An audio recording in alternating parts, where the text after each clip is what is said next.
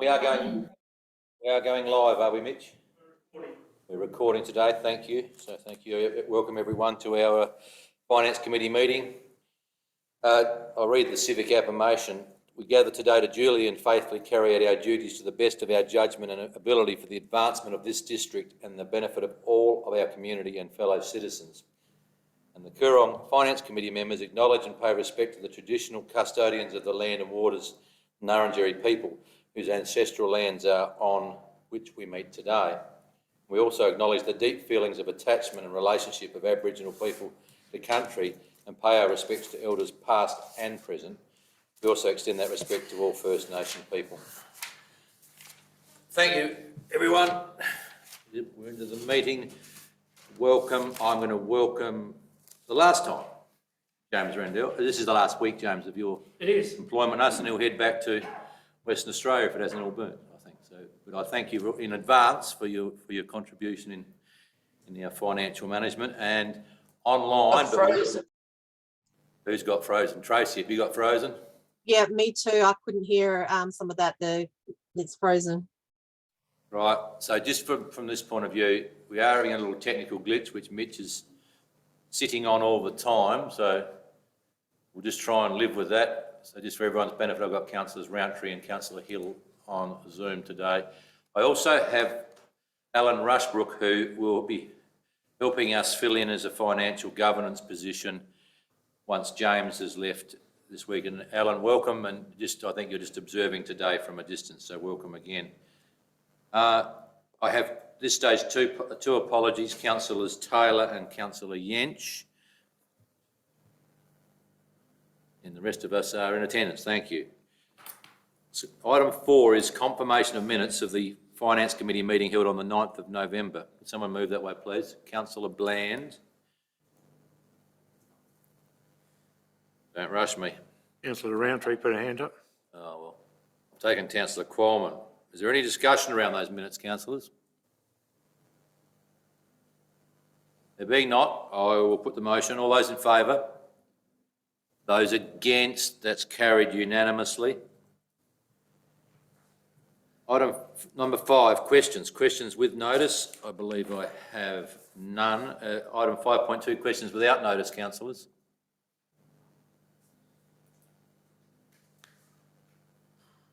There's no questions without notice.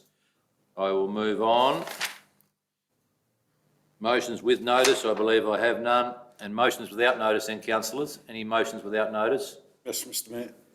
Councillor Arthur. I have a motion without notice, and it reads that council supply a detailed report on the extra 111 CWMS customers which were found and included in the system. Details to include how this happened, over what time period, and anything else relevant to the issue. You got a copy of that to bring up to the minute takers at all? You probably wouldn't be able to read my writing. Oh, well, I can read that again if you like. just give them There's a some. report of the council supply a detailed report on the extra 111 CWMS customers which were found and included in the system. Details to include how it happened, time lapse, and anything relevant to the issue.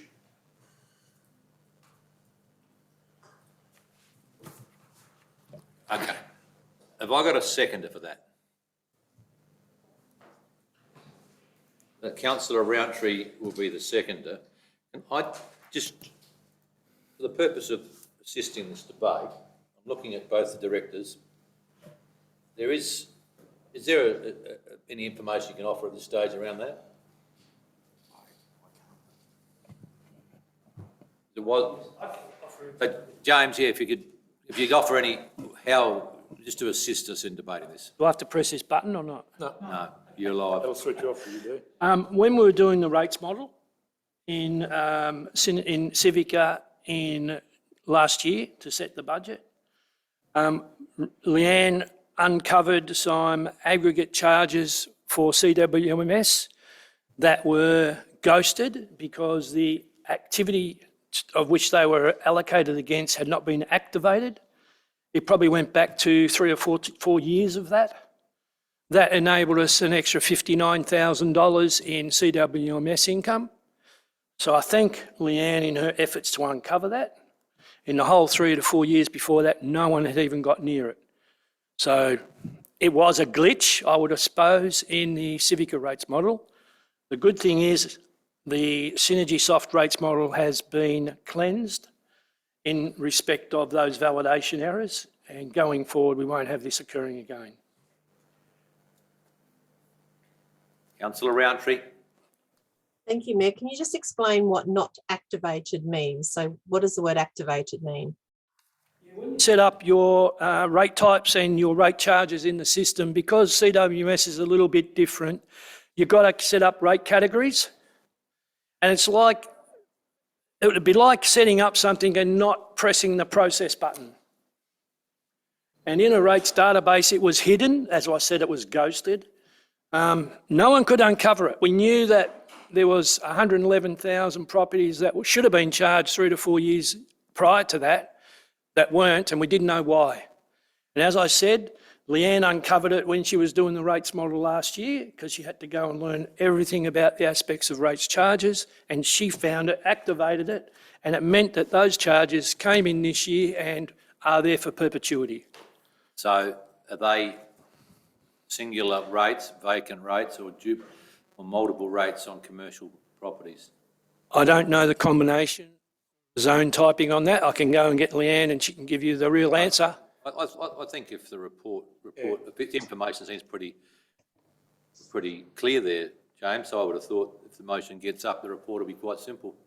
I'm quite proud of what she uncovered. And do we only look back 1 year in terms of charging? We didn't charge back multiple years or not? And you'll notice when you look at your presentation for Galpins, the Galpins revenue always had the 1177 and we were charging 1119, if you recall. So Leanne's uncovering of that category type, we generated 1179, I think, this year in CWMS charges. It was important we uncovered it because of the fact if it had sat there dormant, especially with moving across the Synergy Soft, we would never have generated that 59,000 in income, and you lose it for perpetuity. That's how important it was.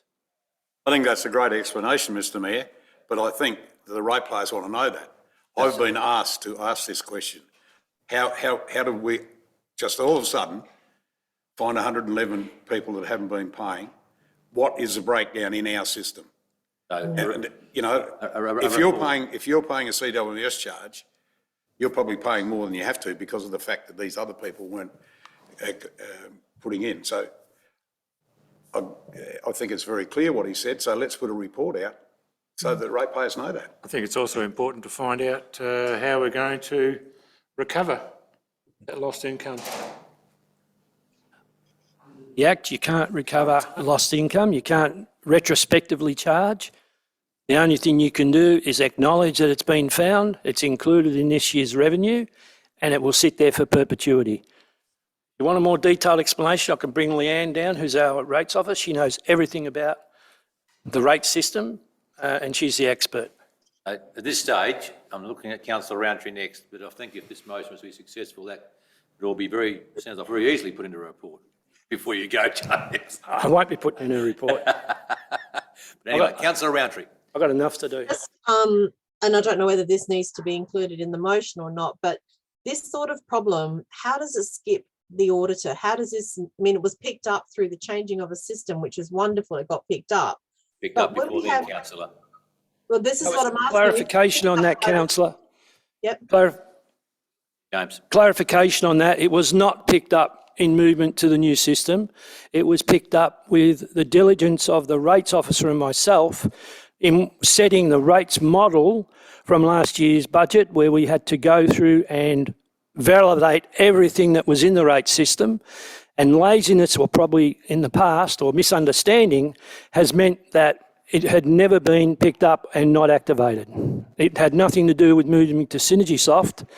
They've done a much thorough cleansing task and project to deliver that so that all these glitches start to, or they disappear. So following on from that, then through you, Yep. Mayor, does the auditor, should an auditor ever pick up this sort of anomaly? How, if you guys hadn't done what you did, how would we have ever found it? Like, I'm a bit concerned we don't have a process that finds this stuff without having to rely on the talents of the people we have employed at the time, which is great. Thank you very much for what you've done. But going forward, how does this not happen again? I'll clarify, not what I've done, what Leanne's done. Thank you. The auditors rely on a lot of information from existing systems in the processes and where they look for things. They do what's called a cursory interim audit that looks at processes, but they don't delve into the rate system as such. What they want to see from the rate system is the rates that are generated and disclosed when we do the budget and the public disclosure document, and then the APP, that they all align. And then they want to see, okay, this is the before, what's the after? The audit that they undertake in August, September is what's called a financial audit, and that starts looking at the financial statements. So they really don't delve into this type of stuff when they go through their audit process. It's not a failure of theirs. Then what's the solution going forward? Through you, Chair. So we have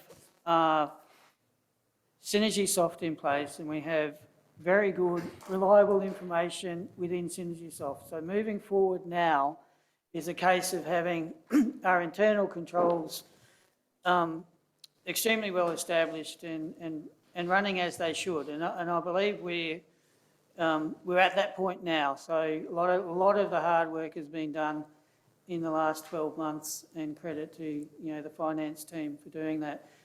One of the things that will happen, even in the interim period, whilst we're recruiting a new finance manager, is we have Alan Rushbrook, who will provide us some continuity in the work we're doing, and Alan is a finance governance expert. So one of the things we'll be leaning on Alan for is to make sure that we have in place all the controls and all the checks that we need to ensure that we stay on track. I'm extremely confident that now that we're actually in a place where these types of things won't happen again in the future. Just also on this issue of rates modelling and reporting on SWIM's rates issues, we're planning to put forward a report to the March council agenda, so we can include this information in this motion, and I'm confident that'll give council very good clarity on these matters. Thanks. Anyone else in this debate?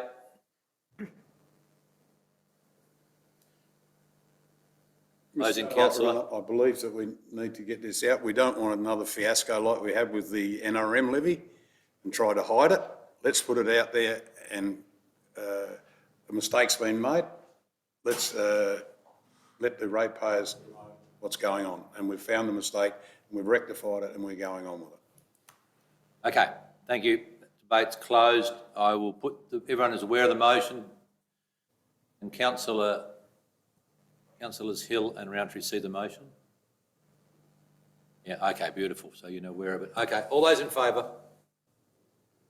Those against? That's carried unanimously. Further motions without notice?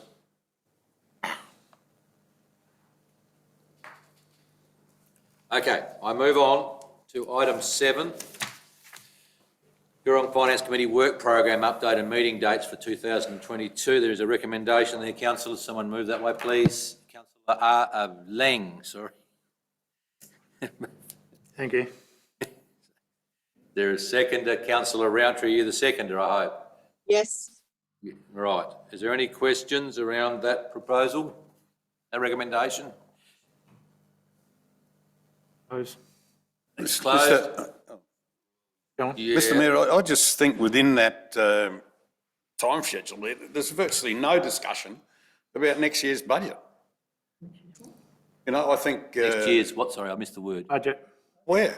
Budget.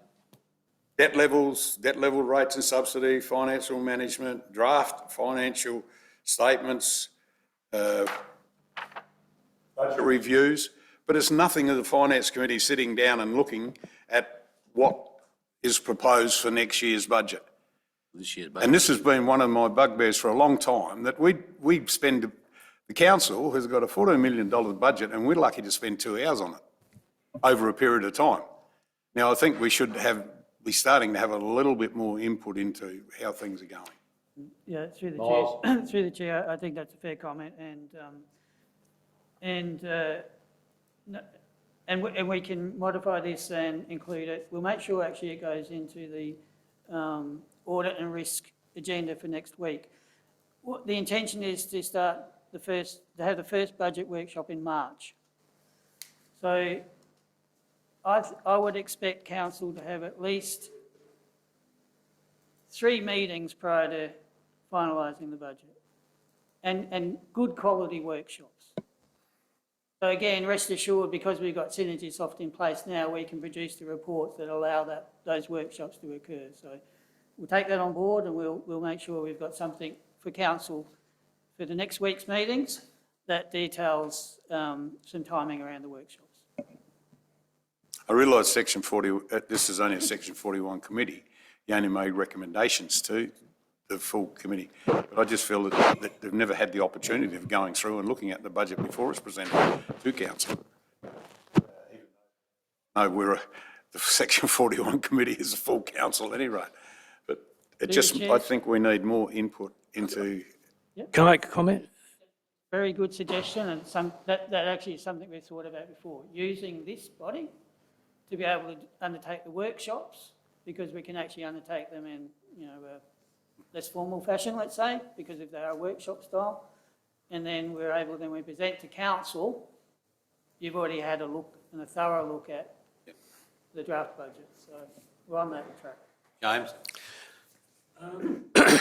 The budget workshops, more of the informal nature for council to get down to the nitty and gritty contained within the budget and the proposals for the upcoming year, are, I think, more important than presenting them to the Finance Committee, because it enables the time frame and the planning of the budget to be taken. The reporting to the Finance Committee in this work plan is more around what happens within the governing year after the budget has been approved. So I would imagine that there'll be a budget timetable prepared that will advise council as we are looking at certain elements within the budget. The BR2 and the BR3, which will be due in May, would give better indications of where we think we're going to be at the end of the year, and we put more emphasis on forecast, because for forecast it'll become the litmus test for the next year's budget other than capital expenditure. The capital expenditure element would be more in line with asset management plans, and they'll form the context of the budget. The other thing that the budget will show in capital expenditure, or should show, is capital spent on renewal and upgrade against capital on new assets. So I think that will be more in an informal process setting, involving all of the councils as a team, but it doesn't necessarily need to sit within a finance committee. Does that make sense? Yeah. Been excluded. This James. Through you, Chair. Matt. The internal processes starting to develop the budget for 22-23 is actually commencing tomorrow at our senior leadership team meeting. We're going to start to talk about the initial processes in how we're going to start building the budget to bring to you the initial cut of what it may look like going forward. So that actually is starting internally at the moment, and tomorrow we'll be having our first discussion about that. Okay. Let's have a mover and a seconder. Mr Mayor, if I Oh, sorry, might. councillor, yes. Thank you. Yeah. I'm just wondering through you to Miles, whether or not, just as a note at the bottom of the pages for our meeting dates, is that it's noted that the workshops run in tandem rather than inclusive, just so that you can see the full picture of what happens with the whole process for finances, and budgeting, of course, is a part of finance in general. are we able to just put a note on there so that if anyone's looking at this document online, that they can see that these are happening in tandem in a different process? We can do No. that, certainly. Sorry, councillor. I'm happy with that agreement. Okay, If the, I was just going to say, if the mover is happy to have that included on this document, then it's got clarity for the I was community. the second is happy. I think I'm getting a nod from her. That just outlines more the process of the budgetary thing running parallel or conjunction with this one. Okay.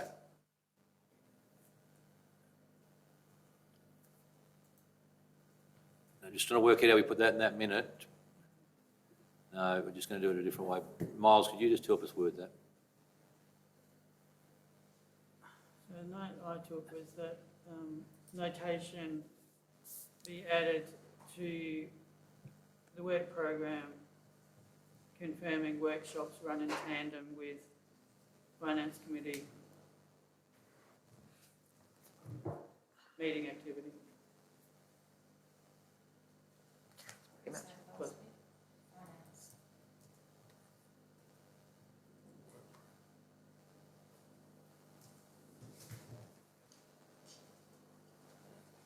Workshops. That workshops. So notation out of workshops. Budget workshops, Budget workshops be conducted. It's important. they're separate. Budget workshops Exactly. This is about what happened after it. conducted. This is just. Budget discussion is more important than what's in there. That's right. I think it's clarity that there are two processes. They might overlap the places, but they're two processes. Last year didn't get it. And you need to just remove System councillor didn't Bland's name off it.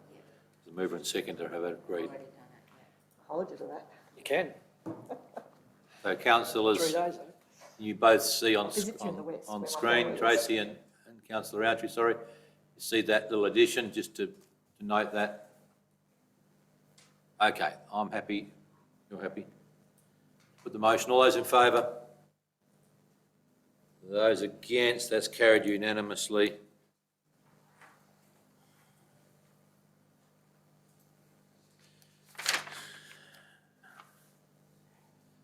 Number 8, engagement of councillors' external auditor update. There's a recommendation there. That is the report. I make the assumption that one paragraph is, So this is just to advise this committee that the appointment is progressing to council for next week for endorsement. as I understand, our audit and risk committee's made a Audit and Risk has recommendation to already council. recommended that, so it's just Just Noting that very in this- procedural for us, councillors. Councillor Bland, is there a seconder? Councillor Hill, thank you, Tracy. Is there, it's just a procedural thing, it'll come up next week in normal council, which it has to anyway. No further debate. I'm going to put the motion. All those in favour? Those against? That's carried unanimously. Number 9. Budget review number 1. Does anyone want to speak to that before we, just in a broad sense? Again, it is as it reads. I can try. I'll give you a time. The PowerPoint presentation, was that supposed to be for this or what? Yes. Yep, Okay. does exist. So perhaps, James, do you want to head off with a bit of a broad sense and then we'll rip through the I'll do the PowerPoint? PowerPoint presentation and then, Okay, sorry, I'll just, is everyone happy to move into some sort of formal time? Yes, I'll move that way, Mr Mayor. I don't know if we need to move, actually, to be quite honest. I'm just happy for, Just suspend proceedings. I'll suspend proceedings for 20 minutes, actually. So we go.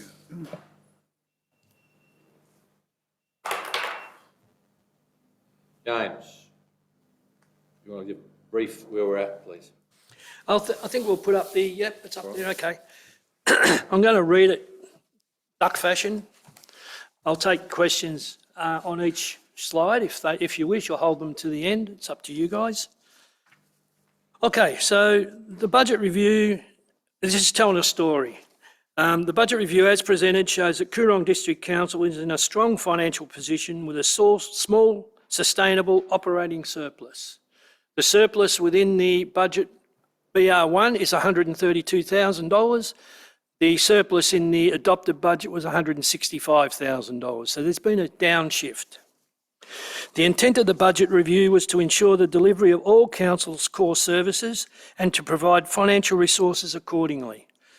This has been helped with the implementation of SynergySoft, where for the first time the budget owners and managers can look at their own programs and activities in a nice, simple, sustainable manner and make better decision making about how they sit and how they compare to their budget.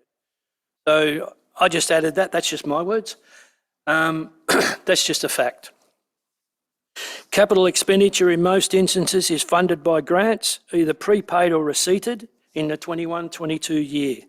Capital expenditure of almost $11 million takes into account projects that were budgeted in previous years and for various reasons were not delivered. The loans portfolio has been budgeted to increase with a new loan of $900,000 included in the adopted budget related to extensive work in respect of high-risk intersections. If for some reason this project is not delivered, Council will not be drawing down on the loan funding. I have adopted and sent off to the LGFA, SA, the budget approval for the loan, which you have to do when you do the budget process. Any loans cannot be undertaken if they're not disclosed in a budget or a budget review. The loans balance at the end of year 21-22 will be $3.1 million, which includes a new loan of $900,000. If we do not take down that loan, our loan balance will be $2.2 million, representing a fairly low risk for council in terms of loan leverage. Important to understand, loan is a mechanism of funding. It's not really scary. It's not a demon either. I'll take comments on that. Yeah, at this stage, Anna, we're not aware yet if we'll be successful in that high-risk intersection grant. And what I would say about all the grants we have lodged in the system is we would expect a fair bit of activity prior to the announcement of a federal election. April is due. They'll be announcing potentially that one in April. A question on, So just on that, you'd be very surprised if we'd be able to spend the funds in this financial year. That's definitely not. And it's a pretty big project. So, Councillor Bland. that was pretty much my question. What are the expectations and what time frame if we know, if we were lucky enough to receive the grant? Through you, Chair, that project encompasses 13 intersection upgrades, so I would have thought 2024, sometime in 2024, that would be the delivery date. It's probably an 18-month to 2-year program. Thank you. Any other questions? Councillor Coleman. Thank you, Mr Mayor. It's more of a comment, if I may, that it's comforting to hear we actually had a operating, what you call a little bit of a surplus, sustainable, I like those words. And also you took the fear out of, I'm not real keen on borrowing money, that it's what you call leverage in the right way without being something that's evil and nasty, so that we can maintain and pay back quite easily. Yep. So thanks for enlightening me on that bit more clearly. Yeah. The loan funding is therefore a mechanism not for operating activities, but capital activities that one would argue have intergenerational benefit. Councillor Roundtree. I have a few questions, Mayor. Would you want me to just keep going through them, or how should I? Well, if you're on that first page, Councillor, otherwise we'll just move page by page. Okay. Is it in relation to the first page? No, probably not. No, because I'm working through the document on the agenda, so it's different to this. Yeah, I'm aware of that. So we just follow on you, as long as I'm sure you two can see the screen. Tracy's giving me a nod. We're not following the agenda. Follow the agenda, yeah. We're James, not page following 2. the agenda. You're not following the agenda. No, not following the agenda. We're following this presentation at this stage. Okay. Those on Zoom actually downloaded the late email. I think they can see it on their screen. That's what they're both indicating to me. Okay, page 2. Page 2, revenue. Operating revenue increased by $217,000. Higher development fee income of $50,000 year to date. LAP funding increased by $188,000, a combination of prepaid grants and budget and amounts already set in the adopted budget. And there was a $33,000 reduction in reimbursements. Capital revenue, which is funding for capital expenditure, increased by approximately $870,000. $670,000 was due to prepaid grant income for capital projects not previously budgeted in 21-22 financial year, due to the fact they were forecast to be completed in 21-22, but not delivered in this time period. $143,000 is for parklets. That's a new grant that came on this financial year. $50,000 from Meningie Jetty grant, not previously budgeted in 21-22 financial year, even though it was completed. And minor $7,000 increase in SLRP funding. That was Councillor Roundtree. Thanks, Mayor. So with the chart, I think you've almost explained it. So on your first bit of revenue increased, I had a look down on page 12 and it said that with the building applications and planning applications was about $62,000, which is about 28% of that $217,000 income. But what you're saying is the LAP funding was the biggest part of that increase. The way it was written, it sort of sounded like planning income was the predominant cause of the increase in income. But what you're saying is the predominant cause of the increase in income is LAP funding. Is that correct? Correct. You are correct. Right. Thank you. Query? Certainly, Councillor Lang. Thanks. James, if you may, you've got the $50,000 for the Meningie Jetty grant. Can you detail which jetty you're talking about? Because there was the $500,000 for the Meningie North Jetty, and then there was a more recent grant for the Lion Park Jetty, which came on direct fish through PIRSA. I'll have to hand that through to our manager at assets. Lions Park Jetty. Thank you. Which hasn't been finalised yet. No.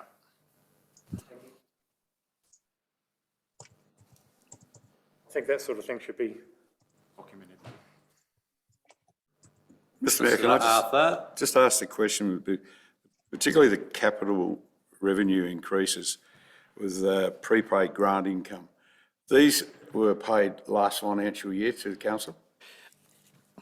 Under the Australian accounting standards, any income from grants that has not been expended at the time of the end of the financial year, where there is subsequent action to determine whether they can be delivered or handed back to the grant recipient, cannot be regarded as income in that year, but be established in a provision for prepaid income in the balance sheet. In the past, this process has not been undertaken efficiently and effectively. We have received those funds, but we hadn't spent the funds. So in the annual accounts at the end of June 2021, there was $1.6 million sitting in grants that we had received but not yet spent. Taking the funds that we received in 2021. And prior years. And it's an impressed account, or we call it, what do we call it? I can't remember. Provision account? Has been included in because it will be spent this year. Yes. The money was not necessarily received at all in 2021. It was received probably 3 years prior to that, and poor accounting treatment was not applied. Prior to that, we hadn't been actually putting that into the system. Understandably. I have a question on that, Mr. Then what was our auditor doing? Not identifying that that practice had not been attended to? The auditor doesn't really look at the financial side of things. They look more at you carrying out the job correctly. And it's more to do with governance than actually going through financial. Your footy club probably gets more detailed analysis than the council does. I think, Councillor Bland, your question is very interesting. With the auditor audits what's presented. I get that, but surely in terms of standards. Yeah, no, I appreciate The that. audit standards. It would probably be prudent for us to have a broad discussion in full council one day around. It's more prudent to look at the current situation. The auditors that undertook the 2021 audit, I had discussions with him about prepaid grants and stuff like that. It was not brought to their attention. If it doesn't get brought to their attention, they really can't make an assessment on the validity of the accounting treatment thereof, and are relying on the skill sets and expertise of internal staff within the organisation. The best part of this is we addressed it, we fixed it, and we've got income that match our grants in the BR1 for the first time in this organisation. Yeah, so I'm going to come back to Councillor Bland's point. Later in the agenda, you'll see various comments they have made, Councillor. And so I suppose that's somewhat addressing what you're saying, but I think it's a discussion we could have with the CEO around, and councils for a very long time have relied on, we passed audit, but I suppose any process is never perfect. That's probably where I end up, but I think we do need to take it on further. In relation to this page, is there any other questions, Councillor Roundtree?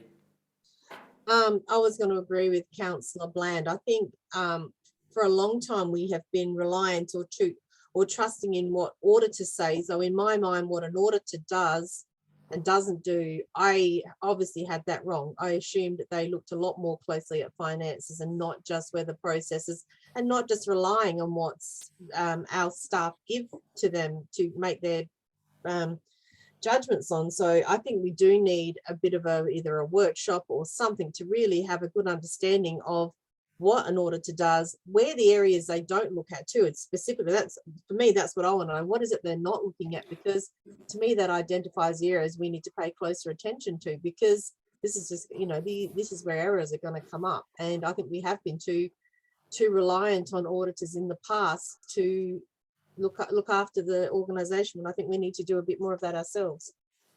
Certainly. So next week, as a normal council budget agenda item, we'll appoint a new auditor. That'll be the start of that process, I would hope. And information is only as good as we can trust. The auditor's scope of involvement and investigation is disclosed in the annual report, the financial part of the annual report every year. It is also disclosed in the tender document outlining what we expect of the auditors and how they deliver. So that should be in the tender document that was submitted for the auditors to be engaged in the next couple of weeks. Okay. Is that document, or tender document, able to be, are we able to have input into that, or is that a prescribed document of what we're looking for, or can we say we want these auditors? It's a completed process, Councillor. Look, I think we just talk about this next week if you wish. Sort of, we got a bit off of our budget review, so I'm going to move on to the next page. James. Operating expenditure increased by $250,000, remembering that this is all in comparative to the adopted budget. Materials and contracts increased by $373,000, $590,000 increased costs associated with LAP grant funding. Within BR1, LAP expenses of approximately $1 million equates to LAP funding unspent at year-end June 2021, plus LAP funding due for receipt in 21-22. This represents a timing difference.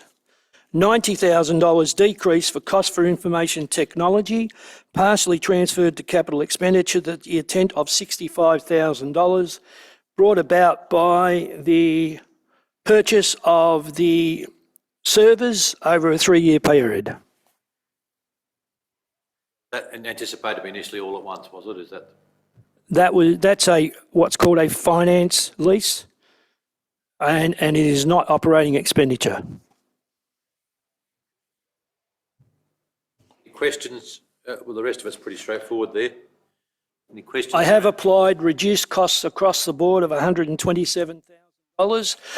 One of the benefits from SynergySoft is it enables us to look at year-to-date budget against year-to-date actuals, and we have 47 budget profiles, or no, about 30 budget profiles built in SynergySoft to account for expenditures incurred when paid rather than spread over the year, revenue expected to be received rather than spread over the year, and capital expenditure set up when the incurment of the expense is planned to occur.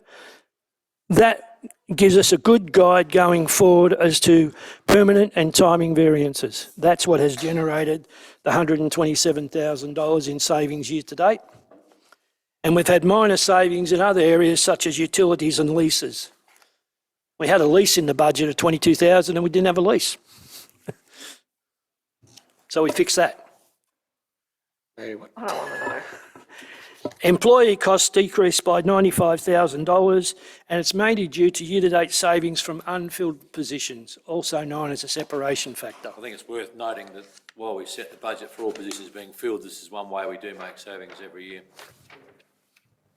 So my question is through you, Mr Mayor, Yep. to James on that one.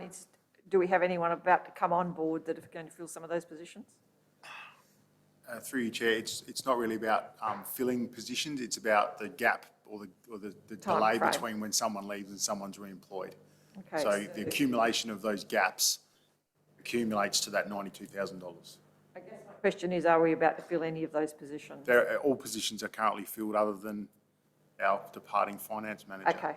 That's the there's most important. You're not, yes, you're not the only, so we don't have a lot of outstanding to see that drop dramatically.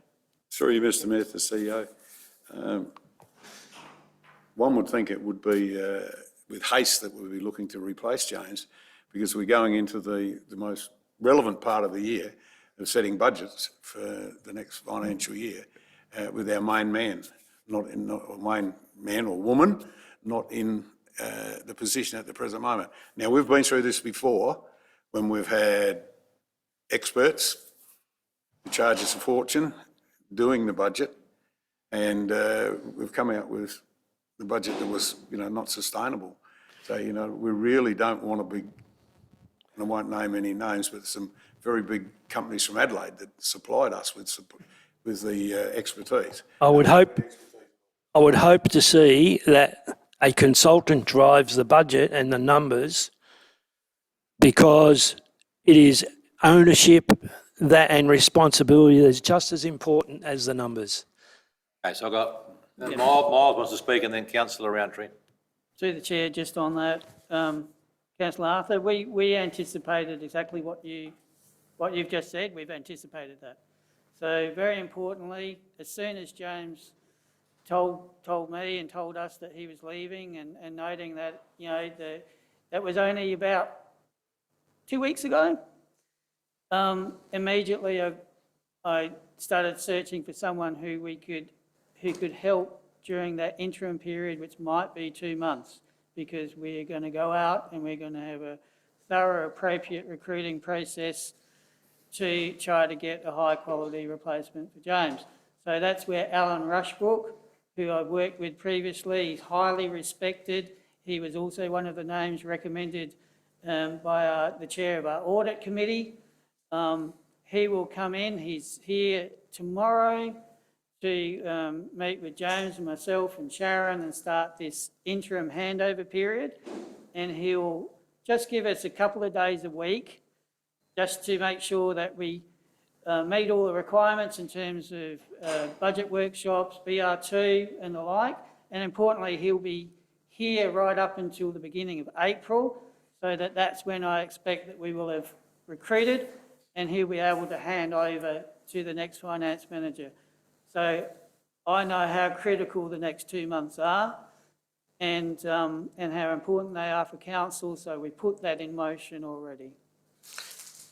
Councillor Roundtree. My departing on Friday, I will be preparing a template for monthly management financial reporting to council that will encompass a statement of comprehensive income by nature type with year-to-date comparatives. It will include a statement of comprehensive income by program activity.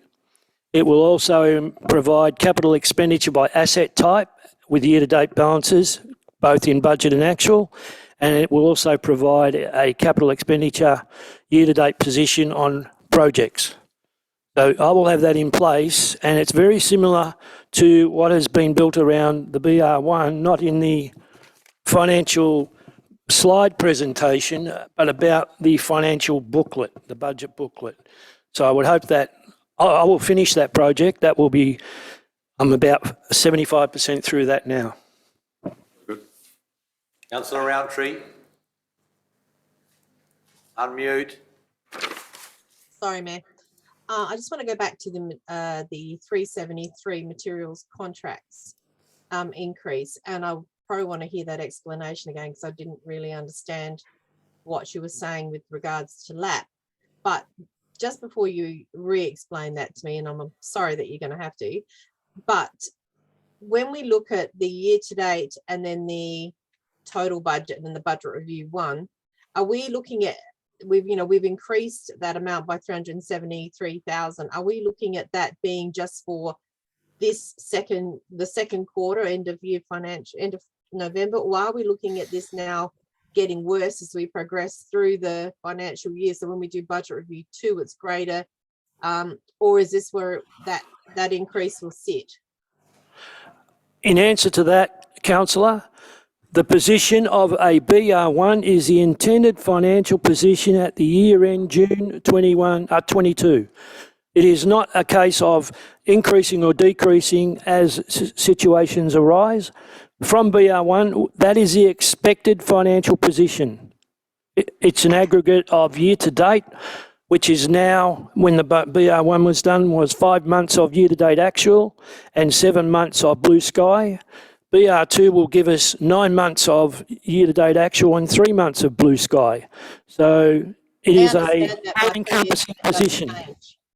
I understand what you're saying, but my point is that it does continue to change at each budget review meeting we have. Numbers go up and down, and so they should, reflecting on the year that is behind those numbers. My question is, do you expect that materials and contracts costs, which is quite significant compared to what we budgeted, do you expect that that's going to increase at the next budget review? No, the reason that the significant increase occurred is because when the forecast for BR3 was done in 2021, and where we ended up at the year end 2021 was so far apart. Right. Thank you. Okay. I think we're ready to move on to the next slide, please. Okay, so therefore total operating surplus is net of capital income.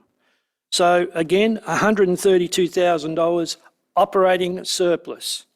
Comprehensive surplus is when you include capital income, and that will be $4 million for the year, but it's a significant increase of 834 due to the 870 increase in capital income.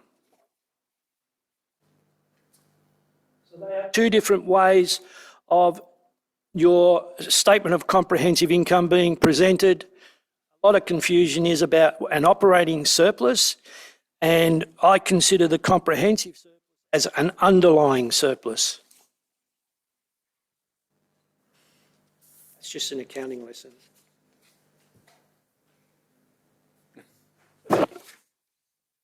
Okay. How about we go to the next slide? The next slide is our cash surplus position. We will have reserves and we will have unrestricted cash. At the end of June 2021, our cash and investment position in our annual statements was $5.2 million. Our reserves, which is restricted cash, was $3 million, giving us an unrestricted cash position of $2.2 million. That's probably a little bit overstated because of the high level of capital expenditure and LAP funding that wasn't delivered. The adopted budget assumed total cash and investments of $2.3 million, reserves of $1.4 million, and the restricted cash here is not 90K, it's actually 900K. BR1 has cash and investments at $2.73 million, reserves at $2.7 million, and unrestricted cash of $30,000. Any questions?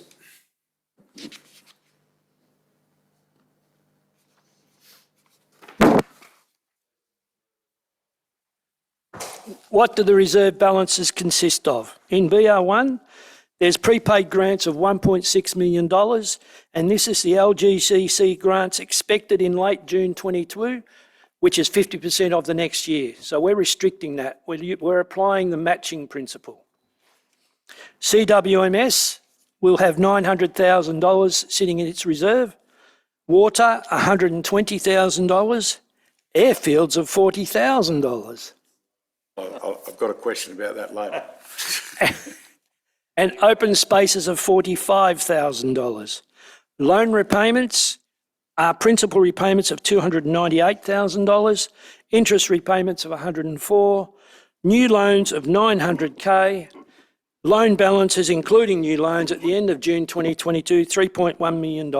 This is just giving the council an appreciation of the funding mechanisms that assist in delivery of the programs. Mr Mayor, just to James. James, wasn't it passed by the elected members that we set up a reserve fund for plant and machinery? No. Pretty sure it didn't happen. Never. I have to check back. but I Check was- back on that, but Sure, I'm pretty because sure that didn't happen. I know we discussed it. we were worried about all this money, you know, like the 300, nearly $400,000 from the sale of equipment this year just disappears into general revenue when it should be going back into your machinery, plant and machinery reserve fund. No, counter. Not going, you know, begging to Peter to Paul every year if you've got to buy something extra. Counter to that is that in the budget, we budgeted $1.5 million in capital expenditure for plant and vehicles. We're only going to get in BR2 $770,000 trade-in for the vehicles we get rid of. So there's a $730,000 difference that if you did use the application of plant reserves, you could use that, but we don't have that. Therefore, that is being financed by other funding mechanisms within council. That's fine, but also over the period of time since I've been on council, we've probably sold nearly $750,000 worth of machinery, which has just disappeared into general revenue or whatever. And that is not a good accounting system, in my opinion. I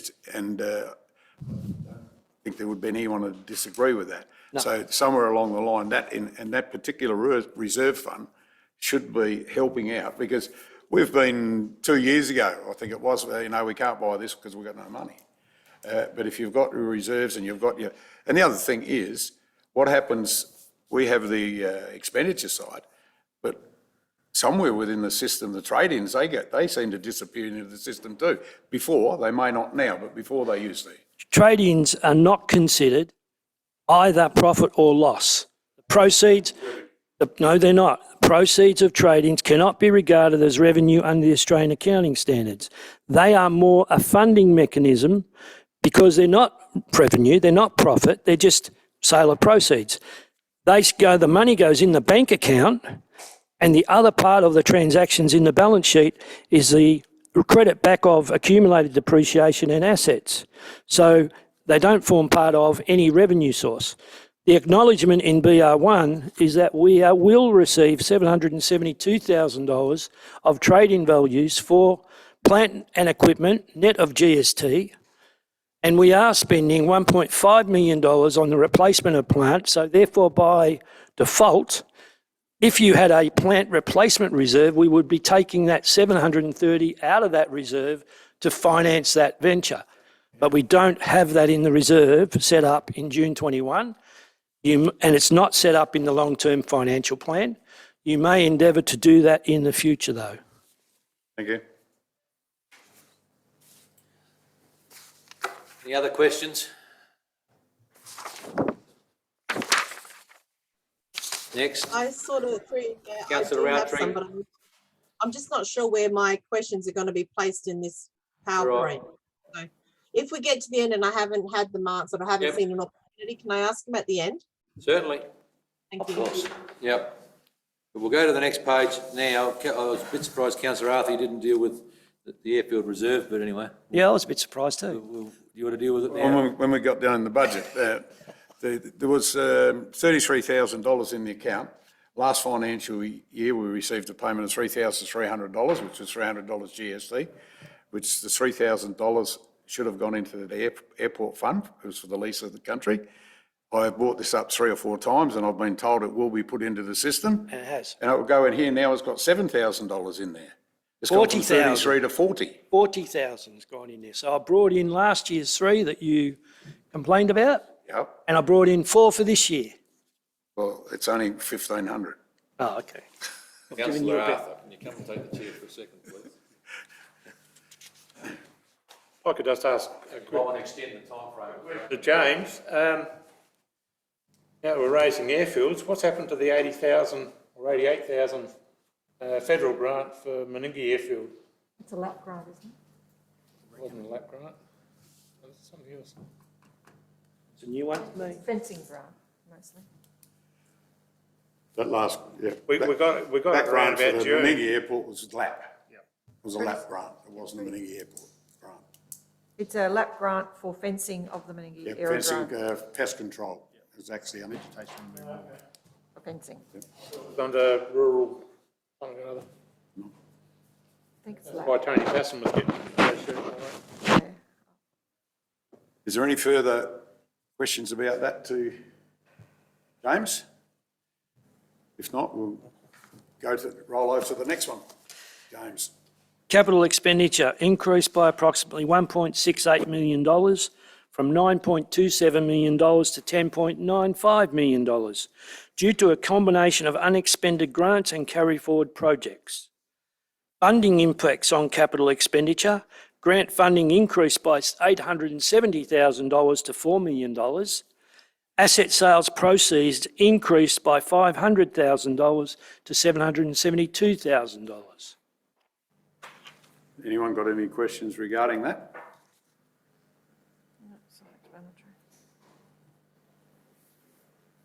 I've got one, James. The asset sales proceeds increased by 500,000. What was actually that? How does that break down? You probably touched on it a bit before. Someone, when they did the budget before I arrived, had a figure of $270,000 in proceeds of asset sales. I don't think that was verified by anyone. Okay. So, any further questions? If not, James, next we'll roll on. Keep going, we'll roll. That's all, folks. The next slide represents differences in capital expenditure by asset types between the 21-22 adopted budget to the revised budget BR1, and it also discloses year-to-date budget November 2021 and a comparative to actual November 2021. It shows increases in capital expenditure of $1.7 million based on those asset types. Has anybody got any questions regarding the revised budget? 21-22, review 1.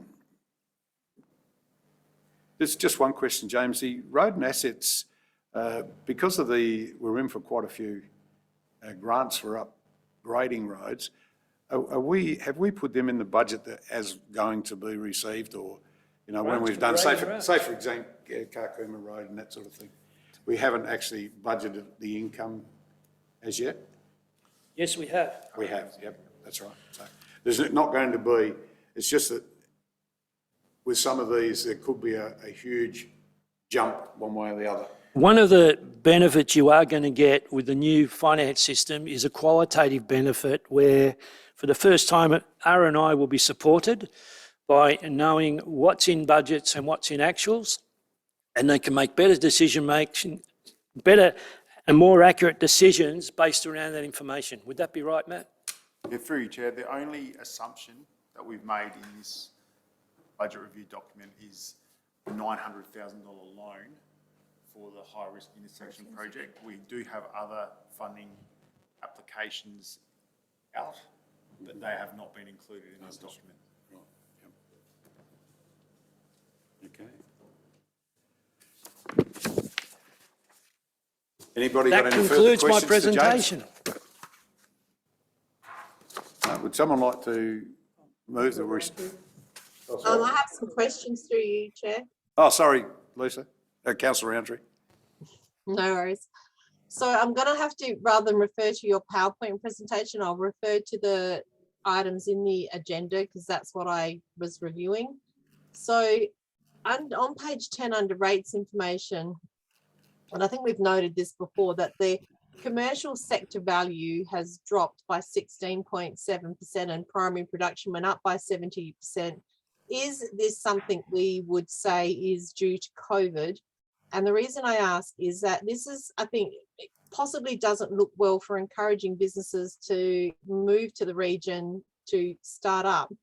So I think perhaps this information could also help us frame up what sort of offering our region has. I mean, if primary production is where the land value was increased and is, a good return on investment, perhaps for people that would purchase land here, maybe that should help us. So my question is this something that we would say was due to COVID regarding why commercial value has dropped? Would you like to answer that, James? No.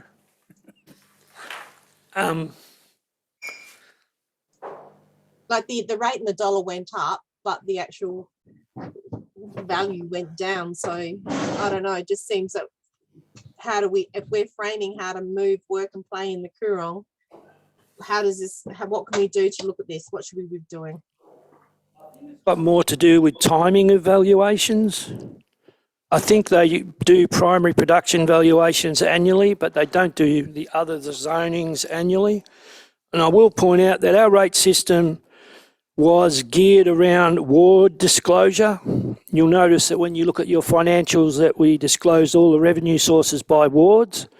We've now set up the rating system to disclose the information for the first time by zoning categories. And that is also supported in our general ledger. So when you look at movements on percentages, it's important to note the relativity of those percentages over the quantum of the value you're looking at. A 16.7% increase in commercial, decrease in commercial, relative to the movement was only about 6%. I'm going to need you to explain that more. I don't actually understand what you're saying there. But I mean, 6 to 8% of the rate income comes from primary production. It seems to be what this area, is majority, isn't it? Primary production. Yes, it is. It's a huge amount. So the other question that I have then on page 12 is user fees. The waste disposal fees, are they likely to continue to increase? And is that due to more houses being serviced? Is that correct? So we're just going to get Matt to answer that at this stage. Matt. Through you, Chair, waste disposal fees are quite highly geared around EPA levies and things like that once to dispose of at landfills. However, Council is in the process of negotiating a new waste contract and the position of our waste fees will be discussed and potentially change. So councillor, the pickup, the bin pickup service is out for tender. It's been Yep, the full waste contract. Full waste contract, and the results of that we will know in a couple of months' time. Would be probably know in time for this year's budget setting. Definitely. Scenario, definitely. So if that was to go up, we would consider putting up. If we were to make savings on that contract, we would pull them down. I also note through you, Mayor, that on the user fees, the year-to-date figures, which are over on the right-hand side, are still quite short of the year-to-date budget estimate figures, except for the fines and fees line. Do you still expect those user fees to reach the level set in the budget, in particular the private works, caravan park and recreation and ovals?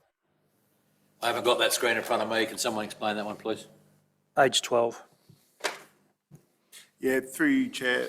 The private works is an in and out treatment. So it's if council undertake private works, we charge for it. If we're not asked to undertake any private works or we choose not to undertake any private works, there's obviously no cost, but there's also no income.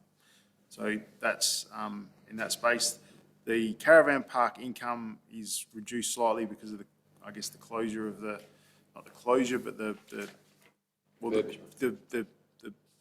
short-term closure of the Canalpin site, which is now up and running again. And also I would suspect that COVID has had a fair impact on caravan park take-up due to the reduction in travel. So on that point, we possibly should look at reducing the income we expect to bring in on those ones in particular, because I don't think we will achieve that. Looking at the year-to-date actuals, we probably won't achieve that in the financial year when we're halfway through it. Potentially, yes. Private works may change. So another question I have, note 6, employee costs. There's a decrease in workers' compensation insurance. Why was that? I'm not aware, through you, Chair, I'm not aware of the answer to that. Miles? James? That was due to, remember, we only had a week to put to put the adopted budget up. We only had a week to get it in the context that the former consultant presented it, which was horrendous. And we didn't get a chance to tick and flick every item. And within that items, there was things like insurances were clustered into components. When I stripped out the insurances, I found out that the workers' comp was built into this component. I also uncovered that we spend $600,000 a year on insurances, which is 6% of our total cash outlay from expenditure. So in the original budget, we underestimated workers' comp, and in the BR1, we've addressed that. Okay, thanks for the explanation. I'll keep going on note 7, materials, contracts and other expenditure. The discretionary contractors line is nearly double in the budget. So is there, and also professional services is continually increasing in, is there an explanation for those? Both of those elements are included in LAP funding operating expenditure. The engagement of professional services or contractors discretionary are reasons that the LAP funding would be used in those elements. Remembering that in the past, these were all put into a materials and contracts bucket, and there was no identification on nature type on where we were spending our money. And I've endeavoured to strip them down and give you more information so that you can look at where the money is going to, rather than engaging a contractor and just saying in the past, it's contractors. What you engage a contractor for is more important. Yes. If I'm looking at operating expenditure and I bring a contractor to repair something, to me it's a repairs and maintenance. So there's been an alignment on trying to give more useful information. 100% appreciate the extra detail, and that's probably where my questions are coming from. So perhaps next time there's a budget, when this line's already in there again, the difference won't be so great because you'll have anticipated what that year-to-date budget will, or what that budget will look like. So we'll be tracking more closely to that budgeted amount. Is that correct? Yes, it's true. That is true. Also, when we look at extraordinaries, we're spending $1 million on LAP funding to complete the projects by June 22. It will not form part of the base budget going forward. The base budget should be adjusted down by those components. That's one of the failures that was in the budget that I was presented at on my first day in council, and that cause will not happen again. Another question then, with the fuel budget and with the fact that prices are continuing to increase, do you foresee any issues with fuel prices or the budget for fuel with these increases? I anticipate, given history that I've had for 30 years, that no one spends their budget.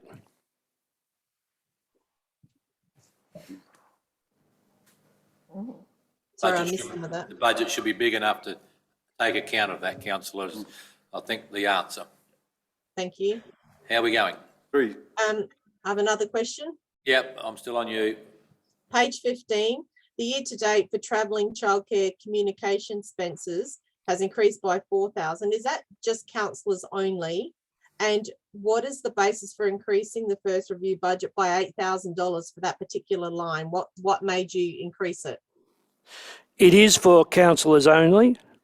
And when you give me a travel reimbursement that goes back 18 months and I have to pay it, I have to increase the budget. Right. Okay. So it's a timing issue. Yes. Thank So the you. councillors would be encouraged to submit, and I'm no different to the rest of them, their claim quarterly. Okay. Thank you. That's all I have. Oh, very good. Thank you. Councillor Arthur. Mr Mayor, just a couple of questions, James. Once in this year's budget, I'm optimising the computer licence and software enhancements, we're still going to have licensing, but we're not going to be $400,000 a year? That's true. With the implementation of SynergySoft, we've had to pay for licenses for SynergySoft. We've also had to pay for licenses for Civica and Furia, and we also had New Era, who's now our server provider. So this year we had a combination of 2 server providers for at least 4 months, and we've got to pay for the Civica license for another year, I think. So you will have savings going through. The level of those savings I cannot determine. Hang on. Miles?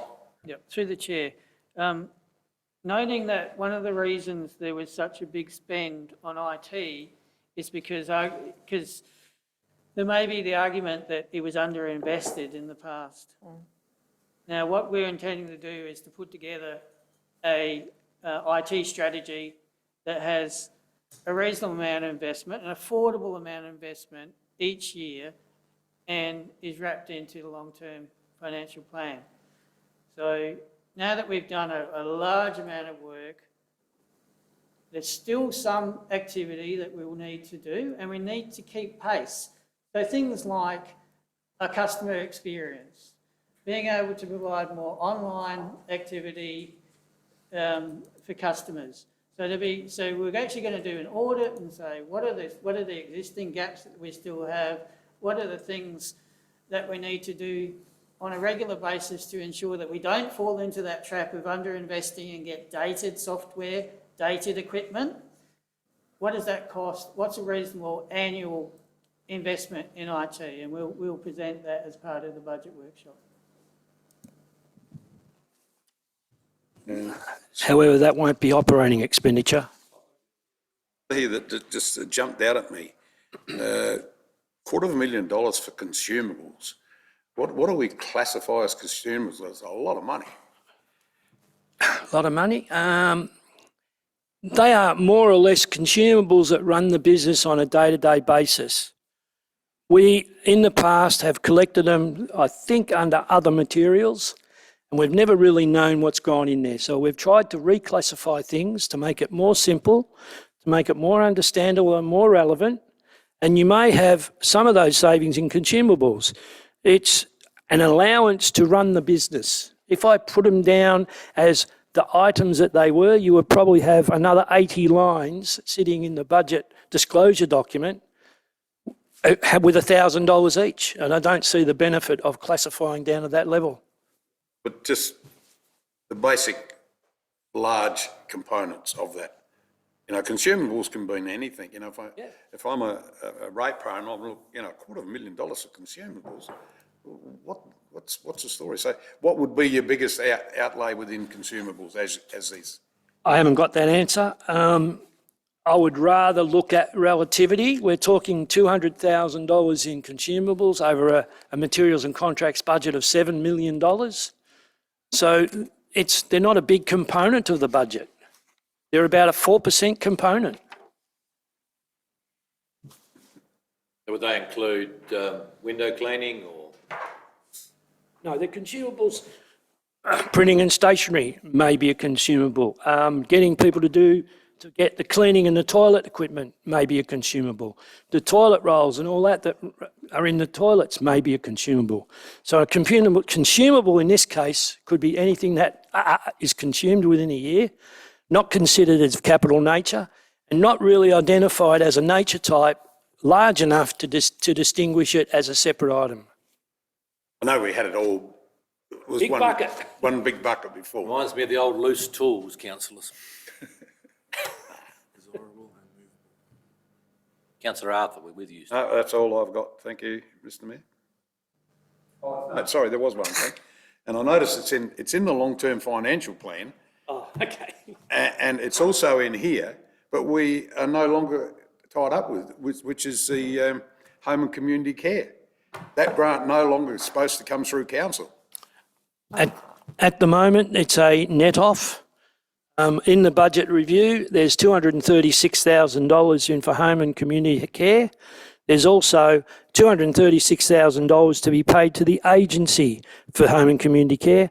That's why I've disclosed it as agency fees, the same as the levies. In the past, that would have been in the big bucket called materials and contracts. That's the reason we've tried to make it more usable and simple and understandable. And I welcome any comment from councillors. I know in the past the budget review report was more wordy, had a lot of long words and all that type of stuff, but there wasn't really a consistent application on the disclosure of the financial statements.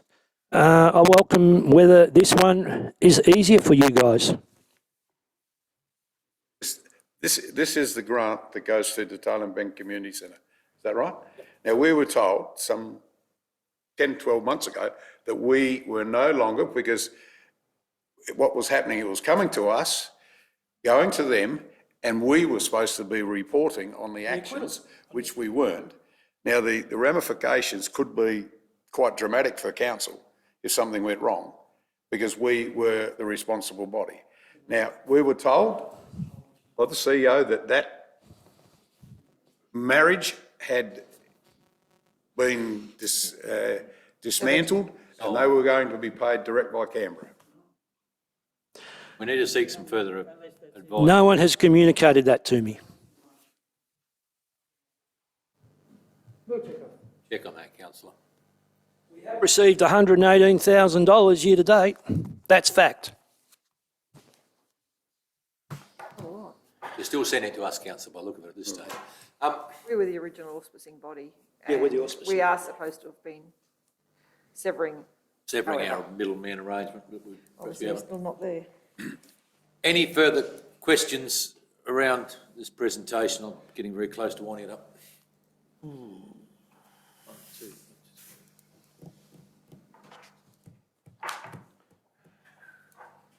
Okay, we come back to normal meeting procedure, please. At 1:50, I'm going to put down. Short 20. There is a recommendation there after all of that. Thank you very much for questions and answers. The Coorong Finance Committee receive and note the budget review for number 1. Councillor Arthur, you're moving that way. Seconder, is there any I'm happy to further second. debate or discussion? Councillor Roundtree? I'll second. Too late. Oh, sorry. Depends where I look. Is there any debate around it at all? I think it's been nearly an hour there of explanation, discussion and questions. That's probably pretty interesting. Okay. Councillor Arthur, you close. Yes, I'll close debate, and I'd like to thank James for his presentation and the work he's put in since he's been here in sorting out, which has been a bit of well, in my opinion, a bit of a schmozzle for a while. And it's very sad that you're leaving us, because you're a breath of fresh air and you brought some sanity into the system. Thank you very much for your time. Yeah. I believe we're all one team. Yeah. Debate closed. Okay, I'll put the motion. All those in favour? Those against? That's carried unanimously. Have I got any? We move to item 9, is that right? I've lost it. Someone move that way, that receive and note the report, financial controls review update. Councillors Bland, thank you. And Councillor Qualman is the seconder. I've got to find it first.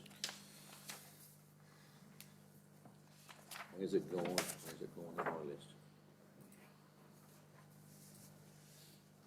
Is it bits before that go up and stuff, is it? Yep.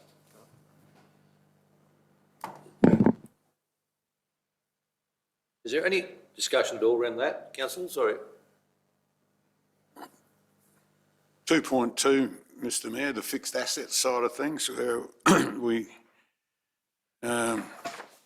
sold assets and they couldn't find any documentation for it. It's one of the things that I think we responses it's in place, and there was other one other in here.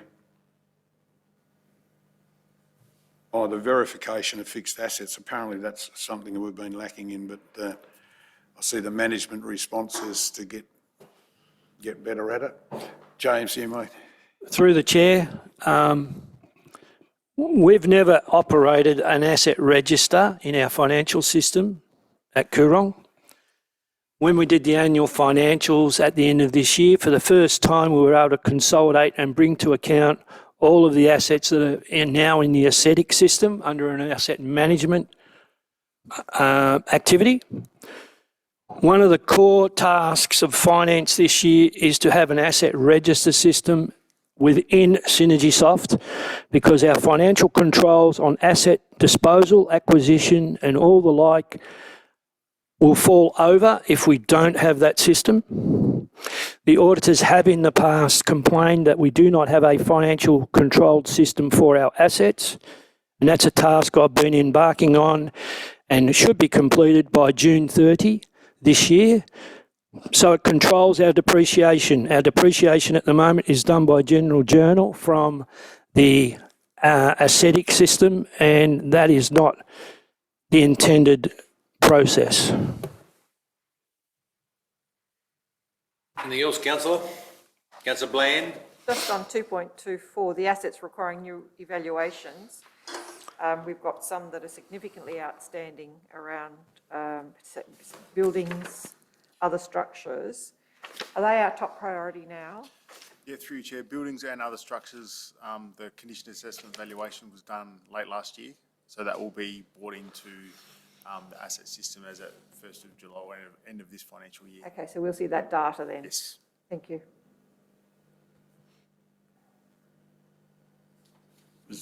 Just 241 purchase orders. Council does not obtain value for money in its purchasing and procurement. It seems that we have a system whereby you can only buy from a preferred contractor. And this means that in some instances a local doesn't get the job. I noticed before when we used to have credit cards, you know, like Bunnings and Murray Bridge were getting a lot of sales, but the next wasn't getting any. So, and within our policy, there is the ability to look at shopping locally. Is it incumbent on the staff now to only go to a preferred contractor for, you know, for these small item things? I'm just wondering how that works and how would it work to a purchase order, or do we have accounts for some of these where we, you know, the fella writes a purchase order out and we get the account? How does that system work? Through the chair, this issue is about purchase orders being raised after the event.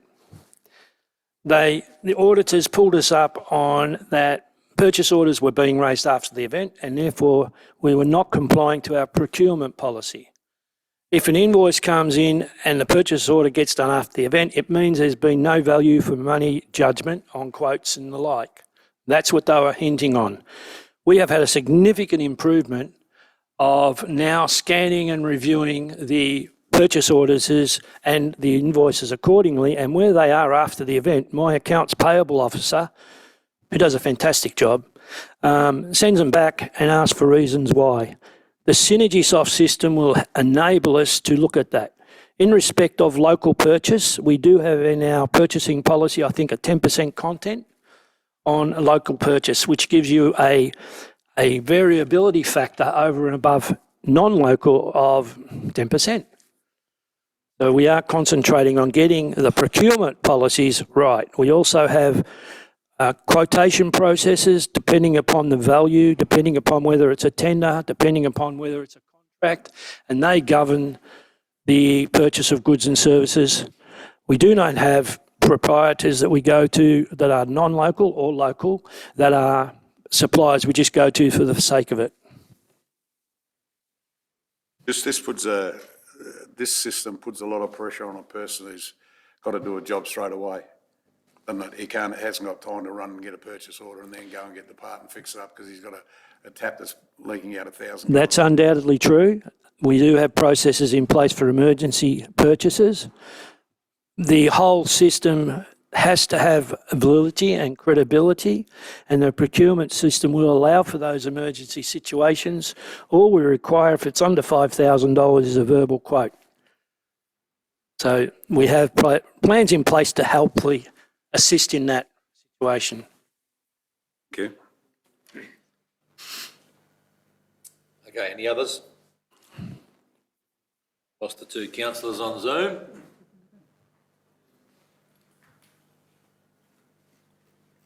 You gonna press the magic button, Sandy, are you? Mitch was there. It was just. There we go. No, it's still there. Yep.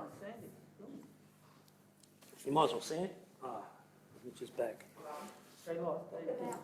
Black.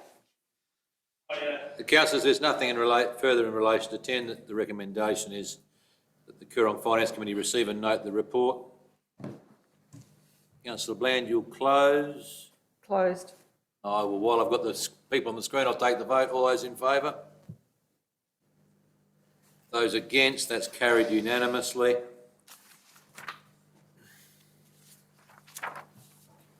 Item 11, summary of council's investment and debt. And I would pleased to note that the sporting clubs are paying off their debts probably ahead of time, in my reading of the report. It's true. It's very good of them. It bodes well for the future, I think. There's a recommendation there. Is there someone to move that, please? Councillor Coleman. There's a seconder. Councillor Roundtree. Have we got any questions, councillors? Everyone understand the report?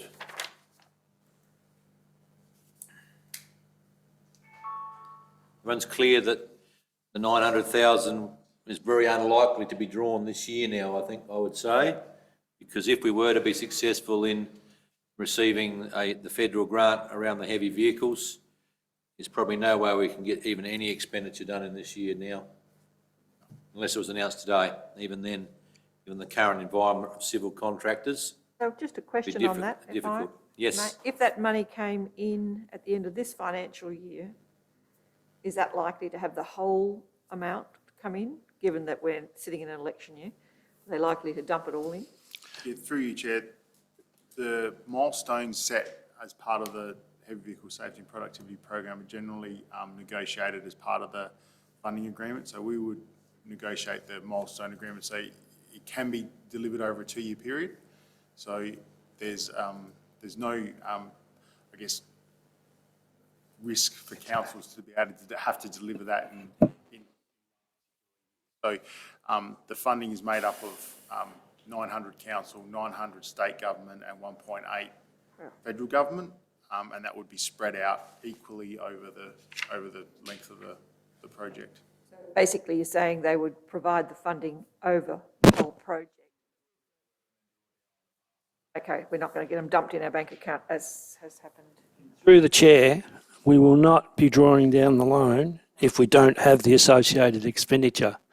We will tackle that. When I say we, as colloquially, we will tackle that in the new budget next year.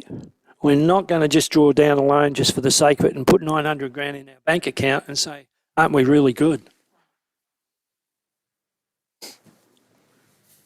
Anyone else with questions? Does that answer that?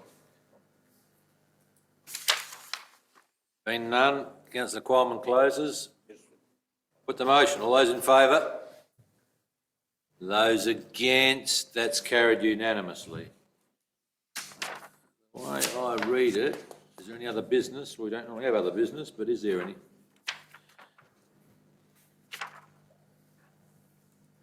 There being none, Actually, Mr Mayor, can we just formally put on the books a thank you to James? exactly.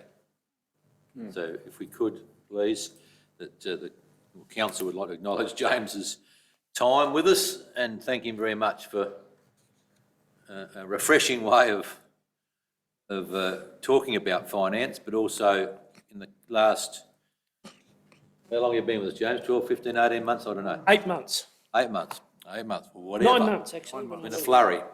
What a change brings. And given that the system has been changing behind, I thank you very much for your way of tackling things and wish you well heading back to the state that's still on fire. Closed. Sadly. It's closed. Yeah, okay, thank you. Thank you very much. Thank you very much. Thank you for the I therefore opportunity. declare the meeting closed at whatever time it is.